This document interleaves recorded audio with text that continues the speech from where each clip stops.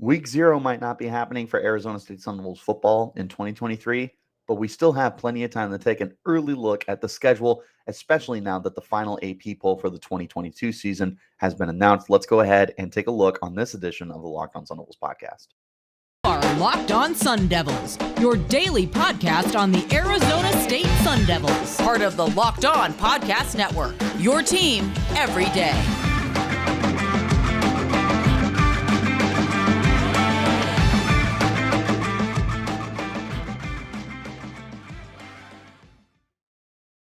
Hello, everyone, and welcome back to the Locked On Sun Devils podcast, part of the Locked On Podcast Network, your team every day.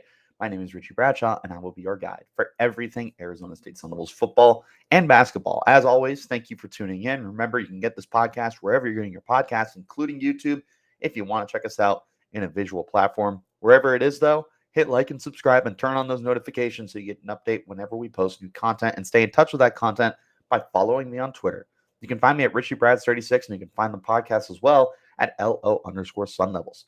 Hopping into today's conversation, I did not get a chance this week due to some other circumstances in my life to talk about the week 0 rumors for Arizona State and Colorado. It was confirmed that this would not be in the cards, unfortunately, as the teams were not able to get anything figured out, and it was ultimately shut down. Not a total surprise. For what it's worth, my reactions that I didn't get to post this week, I don't know how I would have felt about it. It would have taken away a quote unquote home game from Arizona State. It would have been likely played in Glendale at the Cardinal Stadium, I think is what the rumor was. But to take that game out of Tempe would have stunk a little bit, but it still would have basically been a home game and maybe even a little bit more traveling, as you're more Central Valley compared to East Valley and Tempe. But it would have been a very interesting case to display two brand new head coaches at respective programs for Arizona State and Colorado. It was going to be an opportunity for college football to showcase Deion Sanders at Colorado, and we all know that that would have been one of the big motivating factors for getting this done.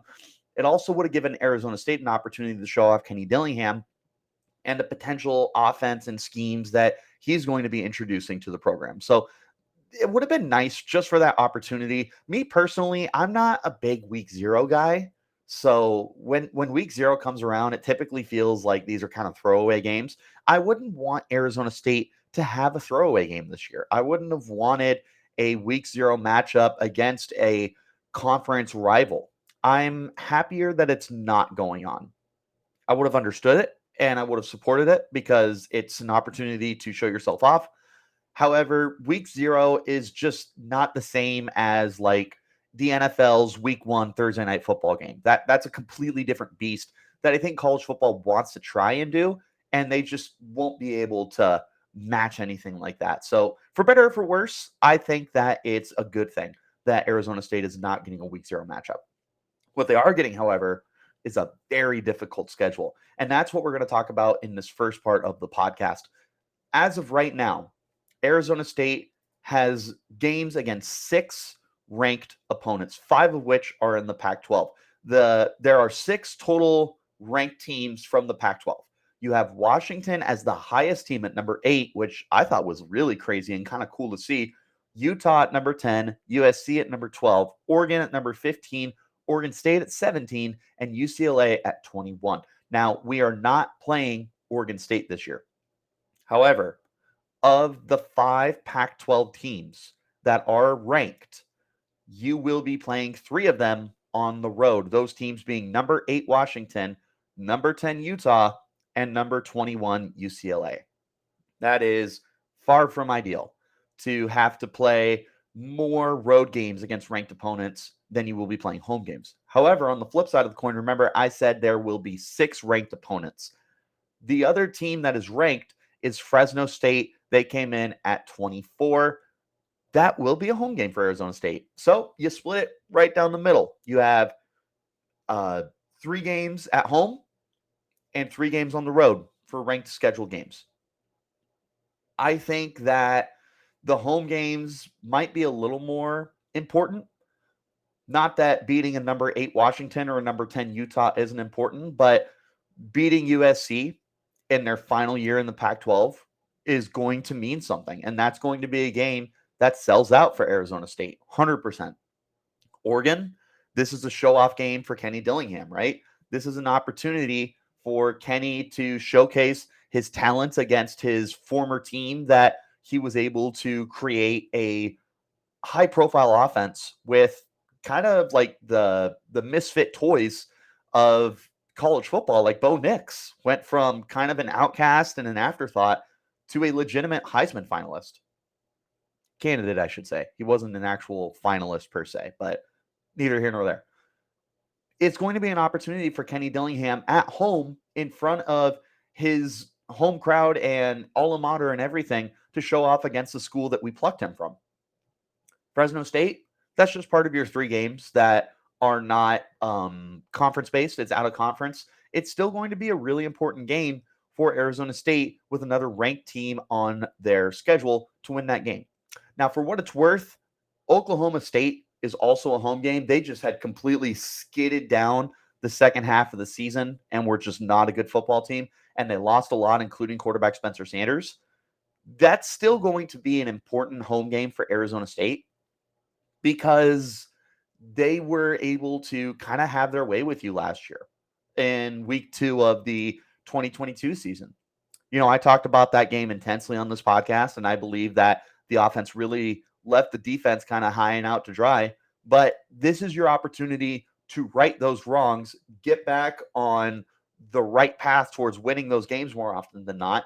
And you're not going to be able to take them for a grain of salt, I think. As long as Mike Gundy is still the head coach of Oklahoma State football, they're going to be a competitive team. And they still have a lot of really talented pieces on that defensive side of the football, like Colin Oliver, who I'm really high on, that are going to be disruptive. And it's going to be up to Arizona State to, like I said, right the wrong, get back on the winning track, and show that they are worthy of splitting those games, because you're probably not going to play them for a long, long time after this, short of you going to the Big 12. But that's a whole other animal and a whole other conversation that we would have to have at that point. So for Arizona State, I think that you just need to be able to come out, win these games against Oklahoma State, hopefully against Fresno State, and a slew of the others in order to establish yourself. But we'll go ahead and talk about that more in just one moment. First, I want to talk to you guys about BetOnline. BetOnline.net is your number one source for sports betting info, stats, news, and analysis. Get the latest odds and trends for every professional and amateur league out there. From pro football to college bowl season, basketball, and more, they've got it all at BetOnline.net. If you love sports podcasts, you can find those at BetOnline as well. We're always the fastest and easiest way to get your betting info. Head to the website today or use your mobile device to learn more about the trends in action at BetOnline, where the game starts. And again, it is college basketball season. So make sure that you check out the brand new podcast, Locked On College Basketball. Everything you need to know about college basketball in one place. Here are the big name experts, insiders, coach, players, and more. Locked On College Basketball available on YouTube and wherever you're getting your podcasts. Let's take a look at an overall look at the schedule. We talked about the ranked games that are coming up. We're going to take a look at all the games that Arizona State has. They will start their year with a 3-game homestand. They'll start the year with the Southern Utah Thunderbirds. Southern Utah a year ago was not a great team, I don't believe. I need to double check that right now. Yeah, they were a 5-6 football team last year. This should be one of those gimme games for Arizona State, but I'm sure fans are going to have a little bit of a sour taste in their mouth after we lost to Eastern Michigan at home last year. So none of these games are going to be cupcake games for the team. So while, yes, Southern Utah is an inferior opponent in terms of FBS versus FCS, this is still not a game that Arizona State should look past August 31st, Thursday night. They shouldn't be anticipating this is going to be an easy win. They need to treat every game like it's a ranked opponent. The next week, will be the Oklahoma State game Saturday night, September 9th on Saturday, excuse me. Once again, this will be an important game. Even though they're not ranked right now, there is a chance for the preseason poll to give Oklahoma State a little bit more love. We'll see. But this is still going to be an important game for Arizona State to get back on the right track, split that series of the home and home for them. The following Thursday will be Fresno State. That'll be the final game to conclude your out-of-conference schedule. All three games are pretty tough. I'm not going to lie. This is not an easy test for the team. I'm not going to call it a gauntlet, but I'm certainly not looking at the out-of-conference schedule and going, oh, yeah, no, that's cakewalk. Not even close. If Arizona State can lose to Eastern Michigan, Southern Utah is absolutely going to be looking at that game with anticipation that they can also pull off an upset in Tempe, be feeling themselves, get all that cash that Arizona State is paying them, and move forward. From there starts your in-conference schedule, your Pac-12 games. Now, for Arizona State, not just for Arizona State. You have not had official time set up for all of your games that you're going to be playing against your Pac-12 conference. However, you will be playing 9 teams. You'll be playing Arizona, Colorado, Oregon, USC, Washington. That's 5 games at home.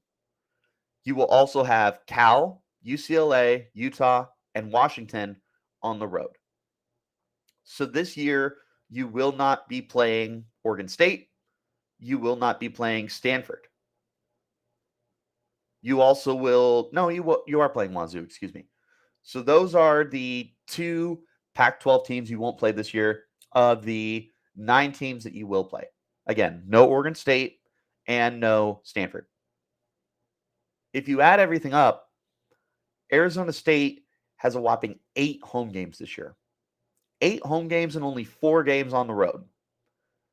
That's about as great as it's going to get for Arizona State and their football program, especially when you consider that this is a brand new head coach and this is a brand new staff and likely a brand new starting 11 on both sides of the ball. There's going to be very few similarities from last year. Obviously, you'll have some standouts. Elijah Badger, Deion Sanders, Jalen Conyers, potentially Trenton Bourguet will be starting on offense. Defense, you'll have guys like BJ Green and Anthony Cooper and Ro Torrance and Ed Woods and Chris Edmonds. You'll have some of your standouts, but it is going to be very different across the board. Your backfield for running backs going to be very different. The offensive line is going to be shuffled up.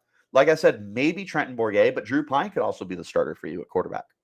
Defensively, there's going to be a lot of shuffling. It's going to be brand new linebackers. It's going to be a lot of new defensive backs. Special teams completely new. You will have almost nothing returning from last year's special teams unit. So that'll be interesting. But having 8 home games on a 12-game schedule, that is as good as it gets, guys. Arizona State could not ask for much more from the schedule makers than to be able to get this. It'll be interesting to see how it all gets going because, like I said, Arizona State will have all 3 of their out-of-conference games at home to start the year.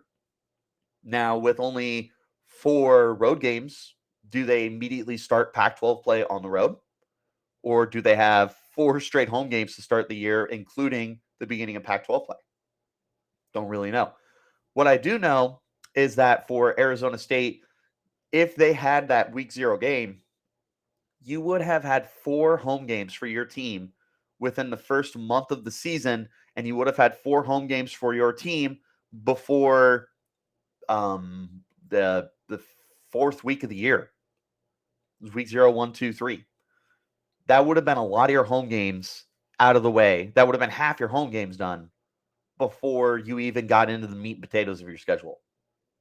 So that's another reason why I'd say I'm thankful that Arizona State didn't have to ultimately play the week 0 game. I think that's going to play more into their favor than it is going to play out of their favor. That's kind of the stretch that we're going to be looking at right now for the moment, though, for Arizona State. Taking another break here and looking for a delicious treat. If you don't want the fat and calories, then you got to try a Built Bar. We just got through the holidays, and I know my goal is to eat a little healthier this year. If you're like me and you want to eat healthy, but you don't want to compromise, take you don't want to compromise taste, then I've got just the thing for you. You got to try Built. With Built, healthy is actually tasty. They're so good and delicious, you won't think that they're actually good for you. It's the perfect opportunity for your New Year's resolution. What makes Built Bar so good? Well, for starters, they're covered in 100% real chocolate. They come in unbelievable flavors like churro, peanut butter brownie, and coconut almond. I'm not sure how Built does it, but these Built Bars taste like candy bars while maintaining amazing macros. And what's even better is they're healthy. Only 130 calories and 4 grams of sugar with a whopping 17 grams of protein. And now you don't even have to wait around to get a box. For years, we've been telling you to order your Built Bars at Built.com. Now you can get them at your local Walmart or Sam's Club. Just go to your nearest Walmart today, walk to the pharmacy section, and grab yourself a box of Built Bars. You can pick up a 4-box of cookies and cream, double chocolate, or coconut puffs. Or if you'd rather go to Sam's Club, you can run in and grab yourself a 13-bar box with our hit flavors, brownie batter, and churro. You guys can thank me later. Make sure that if you're looking for good taste without compromising on the sweets, you use Built Bar. All right, guys. One more time, I want to shout out the the Locked On College Basketball Podcast. Experts Isaac Shade and Andy Patton bring you everything you need to know on and off the court. Hear the big name experts, coaches, and players throughout the basketball landscape. It's Locked On College Basketball, available on YouTube and wherever you're getting your podcasts. Here's just some final thoughts overall. First, I'm going to highlight the games that I feel are like must wins for Arizona State. I think you need to find a way to go 2-1 in your out of conference games. If I had to pick, I would want to beat Southern Utah and I would want to beat Oklahoma State. Fresno State, obviously you want to win all your games, but there's not as much on the line here as there is with those two games. Because with Southern Utah, you have to right the wrong that you made when you lost to Eastern Washington. You can't lose to another FCS opponent. Oklahoma State, you just got to find a way to split that series of the home and home. To me, that's what it's all about. Fresno State, this is going to be a brand new home and home. Obviously, you want to win this game. It would really stink if you lost, but I don't look at this game as like a must win compared to the others. Looking at the rest of the schedule, you definitely want to find a way to win the majority of your home games. At least talking about Pac-12 here. 5 home games, U of A, Colorado, Oregon, USC, and Wazoo. Of those games, U of A is the biggest must win. U of A was 1 game away from being a bowl-eligible team, and they snapped a 5-game losing streak to Arizona State in heartbreaking fashion in Tucson this past year. That game every year, no matter how good or bad U of A is, and no matter how good or bad Arizona State is, that's the biggest must-win game of the year. Obviously, that's my number 1. I would like to beat Colorado. The reason why is because of their new coach, Deion Sanders. I don't want Colorado to steal the limelight away from ASU because I think it's going to be very important that ASU garners as much attention and respect as they possibly can moving forward. The way you do that is you assert yourself as the better team with the first-year head coach. This is going to be a more promoted game in the Pac-12 than people realize, and ASU needs to win this game. Oregon, I would like to win. I'm not going to put a ton of emphasis on doing it because Dan Lanning is a very good coach. But it would be nice for Kenny Dillingham to prove that he is worthy of becoming a head coach instead of remaining as an offensive coordinator with Oregon. That's going to be a game that Kenny has circled on his calendar. And it's not like there's bad blood or anything. This isn't a, quote unquote revenge game for anyone. This is just a game that I think Kenny is going to want to win. This is going to be important to him. USC, they're leaving the Pac-12. I want to win. I want to beat them in their last year of being in Tempe. I won't call this a must-win because they are a much more talented team from top to bottom, but that is a game that I'm going to have as quite a bit of importance. Wazoo, I think this is just a typical Pac-12 game. I don't think this is necessarily a must-win, but it's also one that you're not going to be taking lightly because that is a very well-coached team. And if Cameron Ward does decide to come back, Wazoo's going to be in competition for the Pac-12. Cal, the first year 4 road games, they're a bad team. Just don't take them lightly. That's all I ask. They could potentially be the worst team in the Pac-12. UCLA, copy and paste what I said about USC. This is the last year that they're in the Pac-12. I want to beat them. I want to go out on top against both the LA schools as they get ready to depart the Conference of Champions. Utah, there's a little bit of a rivalry with Arizona State and with Utah. I want to beat Utah. I don't look at this game as a must-win, similar to the way I looked at Oregon or USC, or not USC, like Oregon, because they are a much more talented team and they should win that game 9 times out of 10, probably more than that.